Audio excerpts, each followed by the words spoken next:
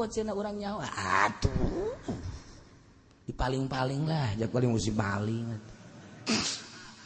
Paling ban. Nah, iya, mantap terus. Sakieu mah alhamdulillah di Indonesia mah masih kene loba anu zikir. Loba anu maca Quran, loba kene aki-aki anu hudang ti peuting. Sana aja anu hudang anu handap aya keneh. Eta ge geus bagus daripada henteu deui nu handapna. Geus qoit. Tuh. Alhamdulillah. Masih kene di Indonesia mah boleh dikira. Aya kene anu zikir, aya kene anu merenung, tafakur, etalah nu jadi paku kekuatan bumi. Mun di Jakarta eueuh jelema nu zikir ka Gusti Allah, wallahu a'lam. Tangerang, Banten, geus acak-acak. Ngan untung kene masih kene aya. Gitulah terus percaturan perpolitikan, perekonomian, perbudayaan, perakidahan. Moal eureun ke kiamat. Geus urang mah kuari bersyukur ka Gusti Allah. Nagara urang dibere aman jeung tentrem keneh. Kemudian urangna dibere sehat. Giroh urang dibere daek deui ngaji, tur dibere daek mengarah ke akhirat. Tanda bahwa urang deuk disalametkeun ku Gusti Allah Subhanahu wa taala. Zaid Abid nyana naik onta. Onta mah di luhurna aya ranjangan sakdup ngaranna. Dongeng kolot urang baheula ketika ka Mekah, di Mekah menuju Madinah naik onta, di luhur onta angkleung-angkleungan. Madinah Mekah saruan naik onta angkleung-angkleungan. Mentak balik di Mekahna mempertahankan predikat haji na abe mabrur terus kuat sebab nyana berjuang ibadah haji na pohar seakan perang 7 bulan kuari mah masya Allah daftar berangkat pulang menang 2 poe kopea haji leungit. Ji, kopi mah teu pake kopi leungit, cekna leungit. Yes, nah 2 poe geus leungit kopi haji. Menang 2 minggu ngabonceng jahe. Iya Karim. Iya haji Masya Allah Karim. 40 poe kawin deui di Karawang. Mabrur eta. Tanda mabrur tah mardun eta kos kitu. Allah Karim. Tapi lain di dia lain di itu di Lampung. KTP-na orang ya Allah. Zaid naik onta aya sakdupan, naiklah nyana di jero kan bisa pakai istirahat. Reup ki Zaid di luhur onta. Col pamalingan. Ditinggali ku pemalingan teh onta ya mantep ya. Kan ngarombong berangkat Mekah Madinah ngarombong, Madinah Mekah ngarombong, Suriah Mekah Madinah ngarombong, Mesir. Sebab naon? Kan eta teh kitu melalui gurun sahar jauh ka ditu mun tengah jalan kumaha mun mogok, tengah jalan kumaha mun kurang gitu amunisi dan lain sebagainya, mantak ngarombong jeung loba begal wayana ngarombong engke nyana bisa ditulungan ku para rekan-rekan tara aya nu sorangan. Nah ieu ge Zaid naik onta kebeneran babarengan jeung rombongan haju istirahat di luhur onta hees. Emang meureun nyana mah biasa keur ngaji ge hees. Eta mah watek ulah sok dihudangkeun antepkeun tenang bangun teh sia-sia kiai aing-aing nyai omkeun ulah sok aju kasinggung atuh mangga bae masalah. Nah iki Zaid teh di luron teh sare kemudian aya pamalingan nah cek pamalingan onta ye teh nyawan aya Ki Zaid Abid hongto dipaling dipisahkeun tina rombonganana kasimpulanna mah onta dipaling aya Zaidan di jerona kumaha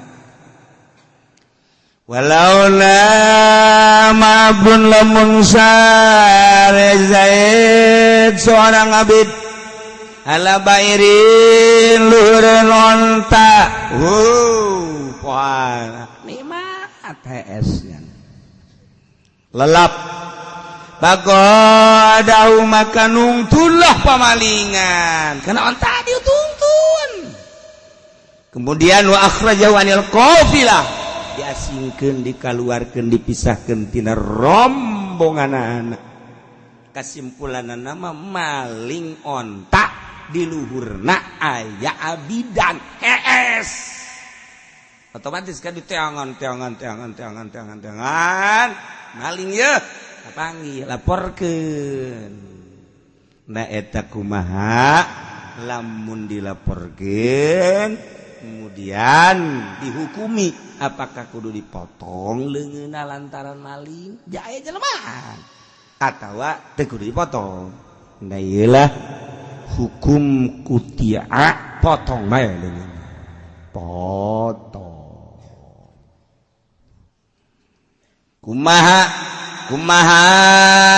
lamun aya Umar naik onta kemudian ngarombong sare di luhur onta model tadingan Umar mah jelema merdeka lain abid merdekanya mah paling batur uki baka ya otomatis berangkat 1 hari atau 2 hari kalengitan teangan kapanggih orang dipaling laporkan geunang nah iya kudu dipotong apa henteu nah iya mah kudu dipotong ulah dipotong beda ai tadi mah nu numpakanana abid sebab abid dia termasuk kana mal ari ieu mah Umar mah jelema merdeka lain termasuk harta jelema merdeka mah geus lamun numpakanana abid kakawasaanana henteu dilingse potong leungeunna tapi lamun Umar lantaran Umar mah aya yad ngebogaan kakawasaan ketika dipaling teu kudu dipotong kena sanksi-sanksi tersendiri jeung tertentu beda Masya Allah kan kos gitulah baheula mah onta bari mobil motor dan lain-lain sebagainya. Urang mah guari nyaritakeun teh melengit motor, leungit mobil nu dipaling teh mobil kecil. Batur mah maling kapal. Ya Allah, teu kira-kira kapal dipaling. Dipalingan kapal mah mendarat di mana? Maling kapal lah, otomatis penyanderaan ngaranna. Atau dibom. Aya sesuatu anu memang jadi masalah baik politik maupun ekonomi acak-acakan jelema ayeuna kos gitulah mantak urang ulah kaget lamun naik kapal teh angel boardingna teh lantaran besi aya nu nyelundup mawa bom di luhur coba mantak teu meunang mau peso Tewedang basingke di luhur jelema ngamuk kumaha? Ulah sok kaget, urang waduh cenah tuh menang mau peso, cek dana teh urang mah masalah batur mah. Atawa urang mau peso itu di jero kasurupan. Ayo siap peso dik ya. Ayo sia niku mah coba urangnya di luhur pan. Lawang na mana kapal lawangna. Jandela ka mana? Rek lupat ka mana bajak teu meunang bawa alat-alat tajam. kobo pistol dan lain sebagainya bisa terjadi seperti eta geus bisi dek ka Mekah bisi dek umroh bisi dek ka mana geus ulah sok mawa peso ulah mawa pistol ulah teuneun bae pistol bae dihirum lima ulah sok dibabawa emang boga kitu pistolan teh ulah aman lah kudu bawa banduk kitu.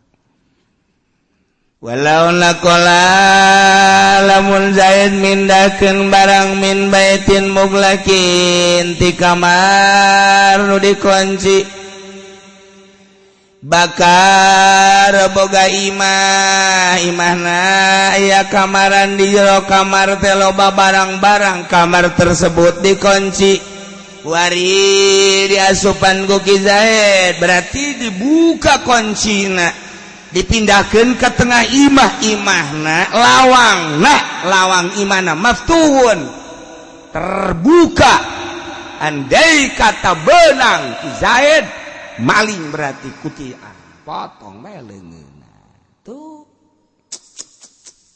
kuari mah jarago pemalingan teh brankas bae bisa dibuka brankas kan pengamanan duit pengamanan emas geus hese jasad tambah brankas mah hese dibuka anak maling masih kena bisa buka Masya Allah atau kalau kunci biasa mah nah bentak lo banu cina leungit tahun leungit duit di jero kamarna dikunci na terobah caknya na iya aya tapi eta bisa bae babari lo kos gitu kecil dalam kos gitu mah motor dikunci mobil dikunci bisa atau pemalingan kan lebih pinter tibatan dipaling pinter pemalingan tak wajar dikanarakakeun ku pinter ting pinter pemalingan wa ila lamun mah tadi kunci fala kudu dipotong wakila cik sakaul in kana muglaqain lamun mah imahna jeung kamarna dikunci kutia lamun salah sahijina teu kudu kil wa baitukhon kamar warung jeung patengahan warung sarua ka baitin wadarin fil asohi bedana tuh warung pelataran warung sami bae barang-barang warung ditenden di kamarna atawa di warungna dikunci warungna kemudian ku Ki Zaid dipindahkeun ka patengahan atawa ka hareup anu hareupna teh dikunci kabanggian geus laporkeun potong urang nyaritakeun hukum-hukum syariat anu kudu diterapkeun di negara ti awal tepi ka akhir rupa tali jeung wilayah-wilayah cukup urang lamun dilaksanakeun mah tapi di Indonesia mah teu kos kitu hukum aya tapi jang jelema tertentu ketika jelema tertentu deui teu dihukuman ieulah negara urang atuh sabodo nyana anu nyeun hukum ngadirikeun hukum nyana anu teu ngalaksanakeun atuh gaga aya hitung-hitunganana ieu di akhirat jadi urang mah disedekkeun gawe ka akhirat hayang nyaho coba ke di akhirat wah ditonton ku urang abri polisi pemerintah urang menonton nyana ketika adil waduh pohara